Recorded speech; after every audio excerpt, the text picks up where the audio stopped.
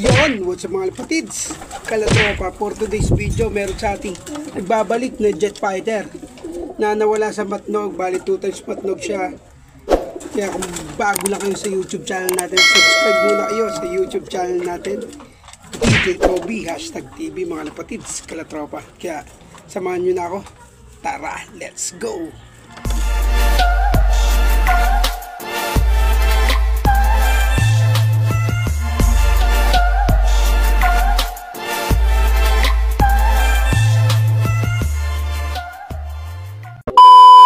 Good morning kalapatids, kalatropa. Welcome back. Meron nagbabalik sa atin. Ayun oh. Yung jet fighter natin 2 months na wala. Ayun oh.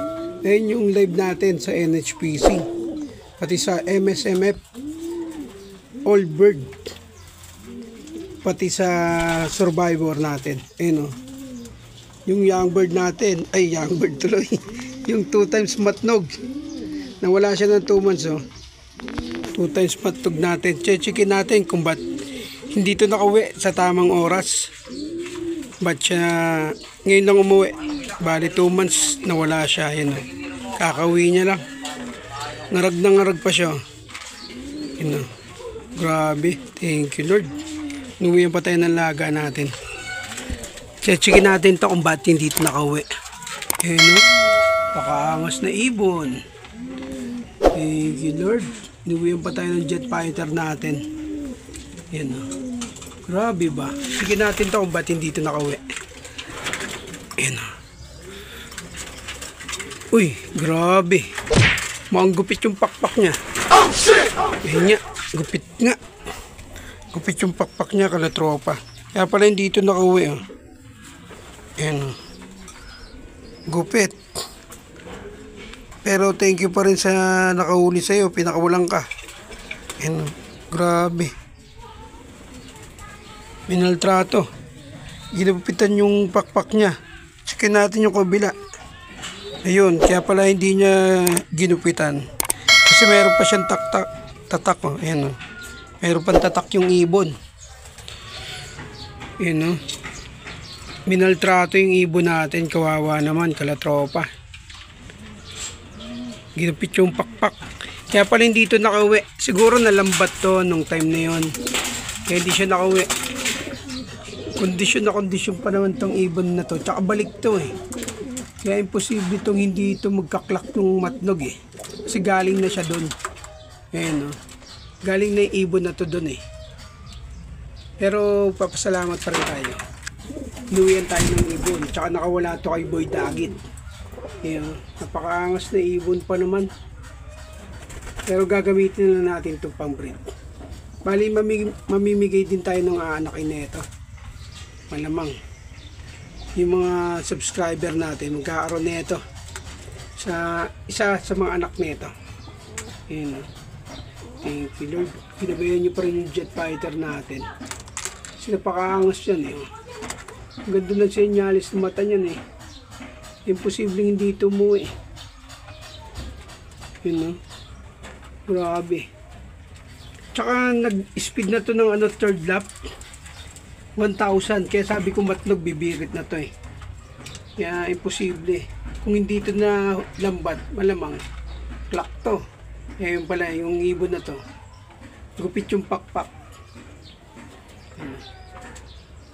Thank you pa rin sa nakauli ng ibon natin.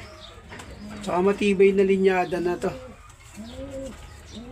G-speed talaga to ng mga. Ito yung speed bird natin eh. Basco Batanes line to eh. Kaya mabigat na rin yung bloodline na ito. Hindi basta-basta ito mawawala lang sa training eh. Tsaka sa derby. Yan, no? Grabe. Kung hindi talaga ito na lambat, malamang clock to. Papumesto pa to. Pasalamat pa rin tayo sa nakahuli sa kanya. Thank you. Welcome back nga mga lapatids, kalatropa. Ito yung live natin ng NHPC. Bali nawala siya sa Matnog, pang 2 times Matnog niya na. Eh siguro nalambat to. Ayan, ginupit yung pakpak oh. Kalatropa, ginupit. Walang away yung nanguli na ito. Kasi yung kabilang pakpak, hindi niya ginupit. Kasi sayang nga naman yung tatak.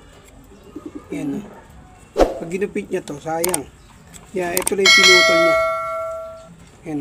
Kasi wala pang mga tatak. Kaya malinis na malinis. Yun yung ginupit niya. Yung kabila, puro tatak. Eh, hindi niya ginupit. Nanginayang siya siguro sa tatak. Tapos wala na rin sticker. Bali, tinanggal niya na. Ang ibon na to, live natin ng MSMF area. Kasali to sa 3 laps, 3 laps sa 5 laps. Tapos survivor. Tapos ngayon lang umuwi. After 2 months ngayon lang nakauwi. Pero matibay pa rin yung bloodline nito. Kasi yung bloodline nito, line ng Basco Batanes ni Darwin Anore. Ayun. Napakaangas. Pero at least inuwihan pa rin tayo ng ibon. Hindi pa rin tayo na napaya sa ibon na to, sa bloodline nito. Baga hindi natin to ginagamit, hindi natin to binibreed. Kasi gusto ko i-breed yung mga nagpanalo na. Ito wala pa kasi itong panalo.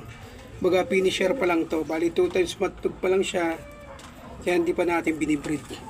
Pero ngayon, gagawin na natin siyang breeder. Ayan. Tsaka matandaan na rin itong ibon na to. Nag-first matnog siya sa PSU 2020. Bali, mag 5 taon na rin to yung ibon na to. 5 years old na. Pero matibay pa rin. Malabang pa ng pukan to eh. Sayang lang. Hanggang sa muli na lang mga kalatropa. Tsaka shoutout din sa mga solid kalatropa tsaka yung mga bago pa lang magsasubscribe sa YouTube channel natin. You know? Hanggang sa muli kalatropa. Kita-kits tayo ulit sa first lap ng pan race. Sa Sabado ay darating na Friday. As Linggo yung first lap ng pan race. Tapos third lap ng sprint race. Tsaka ay pan race 1. Yun, hanggang sa muli. Kita-kits ulit tayo mga tropa. Peace, brothers. Subscribe. Bye.